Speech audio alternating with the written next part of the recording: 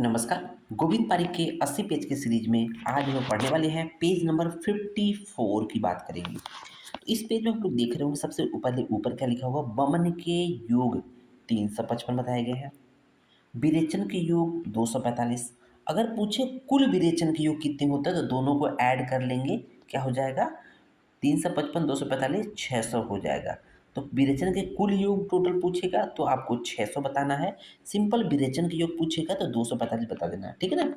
तो यहाँ पर देखेंगे बमन के जो 355 योग हैं, बमन के 355 योग हैं वो कैसे 355 हुए, विरेचन के 245 है तो कैसे 245 हुए। आइए आज पे डिटेल में बात करेंगे। तो यहाँ पर देखेंगे बमन के योग, तो यहाँ पर दिया है मदन फल। मदन फल के सबसे ज़्यादा 133 योग होते हैं, मदन फल के 133 योग होते हैं जो कि मैक्सिमम नंबर होता है। सुश्रुत ने मदन फल के 36 योगों की बात की है, ध्यान दीजिएगा। चरक ने मदन फल के 133 योग की बात की है, सुश्रुत ने केवल 36 योगों की बात की है। जिमुतक के 39 योग होते हैं, इक्ष्वाकु के 45 होते हैं, धमार्गव के 60 होते हैं, कुटज के जिसको वत्सक भी बोलते हैं इसके 18 होते हैं और कृतवेधन के 60 होते हैं। अगर इन सभी को जोड़ देंगे 133 39 45 60 18 60, याद कैसे करेंगे 133 39 45 60 18 60, 133 39 45 60 18 60 इस सीक्वेंस में याद कर लेंगे तो टोटल कितना हो जाएगा 355 ऐड हो जाएगा। काउंट कर लेंगे तो 355 हो जाएगा।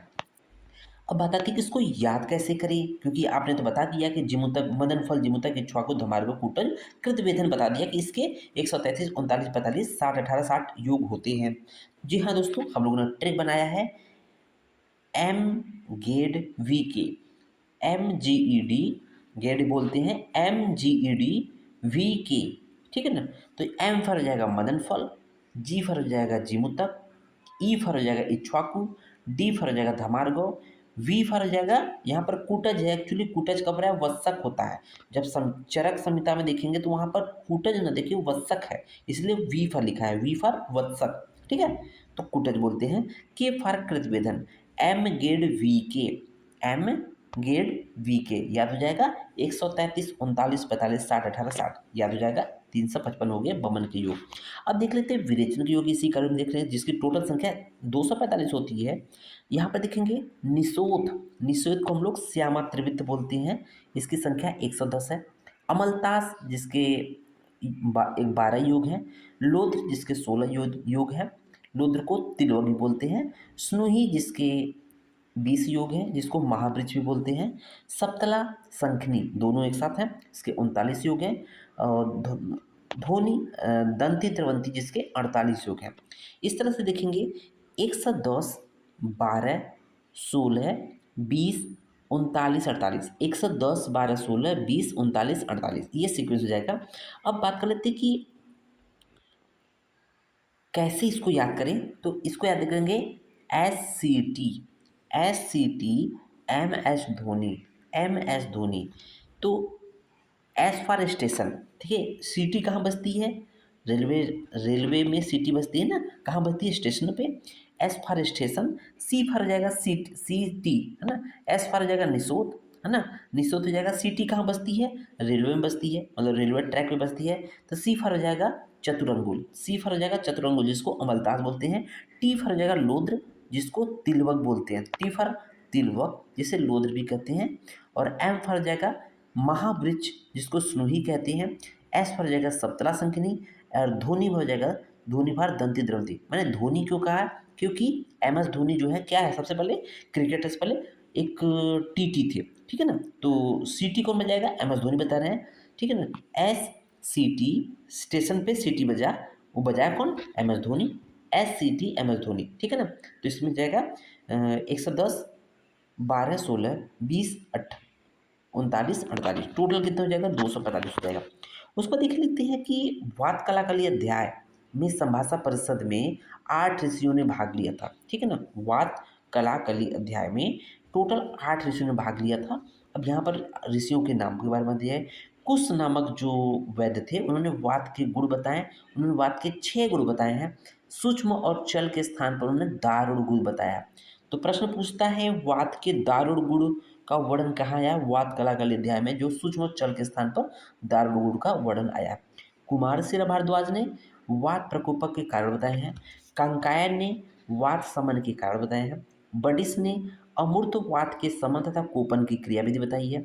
और वायुविद ने प्राकृत वायु के कर्म भेद बताए हैं। मरीचि ने पित्त संबंधित वर्णन बताए हैं। काव्य ने कफ संबंधित वर्णन किया है। तो ये तो हो गया वात कलाकल अध्याय से संबंधित। अब देख लेते हैं कि यज्ञपुरुषीय अध्याय में संभाषा परिषद हुआ था, जिसमें 9 ऋषियों ने भाग लिया था। ये यज्ञपुरुषीय अध्याय सूत्र स्थान का चैप्टर नंबर 25 है, ठीक है ना, 25 है। तो इसमें देखेंगे कि इसमें अलग अलग ऋषियों ने क्या क्या बोला है। जैसे मौद्गल्य परिच्छ ने आत्मवाद बोला है, सरलोमा ने शर्वाद बोला है, वार्योविद ने रसवाद बोला है, हिरण्याक्ष ने धातुवाद बोला है, कौशिक या सौनक जिसको बोलते हैं उन्होंने मातृपितृवाद बोला है, भद्रकाप ने कर्मवाद बोला है, भारद्वाज ने स्वभाववाद बोला है, कांकायन ने प्रजापतिवाद बोला, आत्रेय भिक्षु ने कालवाद बोला है। एक्चुअली ये एग्जाम में पूछे जाते हैं कि कौन से वाद को किसने दिया है। मान लीजिए रसवाद को किसने दिया, तो वार्योविद ने दिया। अब इसको याद करना जरूरी है। तो देखेंगे एक ट्रिक देखेंगे तो यहाँ पर क्या है कि आत्मवाद, जो आत्मवाद का आ, मौदगल का मौ, ठीक है ना, आमो, आ फर आत्मा हो जाएगा। आमो सस रवा सही, माको कर्मभद्र स्वभाव प्रकाका कात्री। तो देखिए कि आमो, आमो मीन्स आत्मवाद का मौदगल हो जाएगा आमो, ठीक है ना। स हो जाएगा सत्यवाद, श हो जाएगा सरलोमा, सत्यवाद गिवन बाई सरलोमा। रसवाद तो रसवाद, ठीक है ना। और रवा, वा फॉर वायुविद, तो रवा में क्या हो जाएगा, र से रसवाद, वा से वायुविद हो जाएगा। षड धातुवाद तो स फॉर हो जाएगा षड धातुवाद हो जाएगा, ही फॉर हृदयास हो जाएगा। फिर देखिएगा मासो या माको, माँ फॉर हो जाएगा मातृपितृवाद और हो जाएगा शौ मतलब शौनक या कौ और कौशिक हो जाएगा। कर्मभद्र, कर्मभद्र का मतलब हो जाएगा कर्मवाद किसने दिया है, भद्रकाप्य ने। तो कर्मभद्र जो गंदे काम करते थे, भद्र काम करते थे, कर्मभद्र। तो कर्मवाद किससे भी दे रहे हैं, भद्रकाप्य हो जाएगा।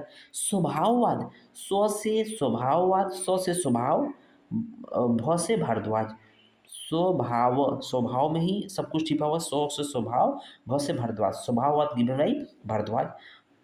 प्रजापतिवाद पर काका मतलब प्रजापतिवाद गिवन बाई कांकायन, ठीक है ना। और कालवाद जिसको कात्रे बोलते हैं, तो कात्रे का से कात्रे, का से कालवाद और त्रे से आत्रे हो जाएगा। तो कालवाद गिवन बाई कात्रे, ठीक है ना, आत्रे भिक्षु। ये तो हो गया आपका यज्ञपुरुष अध्याय में संभाषा परिषद। उसके बाद देखते हैं कि एक और संभाषा परिषद जो कि चरक सूत्र 26 में आया है। तो यहाँ पर रस विषयक संभाषा परिषद की बात करेंगे। आत्रेय भद्र कापी अध्याय में, जो कि चरक सूत्र का 26वां नंबर का चैप्टर होता है, ठीक है ना। इसमें 10 ऋषियों ने भाग लिया था। एक्चुअली ये जो संभाषा परिषद हुई है रसों से लेकर हुई है। जो रस हम लोग कहते हैं ना, षट रस होते हैं, मधुर अम्ल लवण कटु कषाय होते हैं। तो ये रस कैसे 6 आए हैं उसी के विषय में आया है। यही संभाषा हुआ, उसके बाद डिसाइड किया कि रस 6 ही होते हैं, मधुर अम्ल लवण कटु कषाय। तो देखेंगे किसने कौन से रस माने हैं, कैसे माने हैं। देखेंगे पहले नंबर भद्रकाप ने एक रस माना है। उन्होंने कहा जल व रस एक ही है, जल और रस को एक ही मान लिया। उस पर देखेंगे शाकुंतीय ब्राह्मण ने 2 रस माने हैं, छेदनी और उपशमनी। तीसरे नंबर पे है मौद्गल्य पुराच ने 3 रस माने हैं, छेदनी, उपशमनी और साधारण। चौथे पे देखेंगे हृदयाक्ष ने 4 रस माने हैं, स्वादु हितकर, स्वादु अहितकर, अस्वादु हितकर, अस्वादु अहितकर, इन्होंने 4 रस मान दिए। कुमारशिला भारद्वाज ने 5 रस माने हैं, पंच महाभूतों के आधार पर, जो पंच महाभूत होते हैं उसी के कारण रस मान दिए। देखेंगे छठवें नंबर में वार्योविद ने 6 रस माने हैं, गुरु, लघु, शीत, उष्ण, स्निग्ध, रुच, ये टोटल 6 रस मान दिए। एक आचार्य है निमि, जो शालाक तंत्र के प्रणेता भी हैं। उन्होंने 7 रस माने हैं, मधुर, अम्लवण, कटु, कषाय और क्षार। और धामार्गव ने 8 रस माने हैं, जिसमें देखेंगे मधुर अम्लौड कथ्युति कषाय प्लस क्षार प्लस अव्यक्त, है ना। अव्यक्त को भी रस मान लिया किसने, धमार्गो ने। उसको देखेंगे एक ऋषि है कांकायन, उन्होंने असंख्य रस माने हैं। तो अब बात आती है कि इसको कैसे याद करें। तो याद करेंगे कि किससे, बी एस पी हारी कब निधि काका, बी एस पी हारी कब निधि काका। तो बी पर हो जाएगा भद्रकाव्य, एक माना है। एस पर हो जाएगा शाकुंतलेय ब्राह्मण ने 2 रस माने हैं। पी पर हो जाएगा पूर्णाच मौद्गिल ने 3 रस माने हैं। हारी मतलब हो जाएगा हृदयाक्ष ने 4 रस माने हैं। क क मतलब कुमारसिरा भारद्वाज ने 5 रस माने हैं। ब मतलब हो जाएगा वायुविद ने 6 रस माने हैं। निधि में नी पर हो जाएगा निमी ने 7 रस माने हैं। धी पर हो जाएगा धमार्गो ने 8 रस माने हैं। काका मतलब कंकायर ने असंख्य रस माने हैं। इस तरह से ये पार्ट कंप्लीट हो जाता है।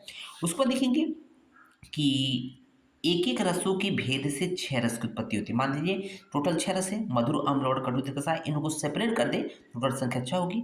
2-2 रसों के संयोग से कितने संयोग होंगे, तो कॉम्बिनेशन बनेंगे 15, और 3-3 रसों के संयोग से कॉम्बिनेशन बनेगा 20।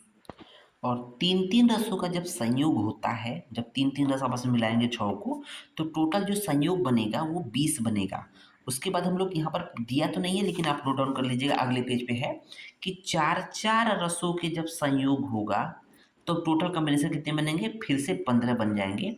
और जब 5-5 रसों का संयोग होगा तो इसमें कॉम्बिनेशन कितने बनेंगे, 6 बनेंगे। और जब 6 रसों का संयोग होगा तो 6 रस का जब एक साथ मिल जाएंगे टोटल रस कितने बनेंगे, एक ही बन जाएगा। इस तरह से कुल रसों का संयोग 63 होता है। धन्यवाद।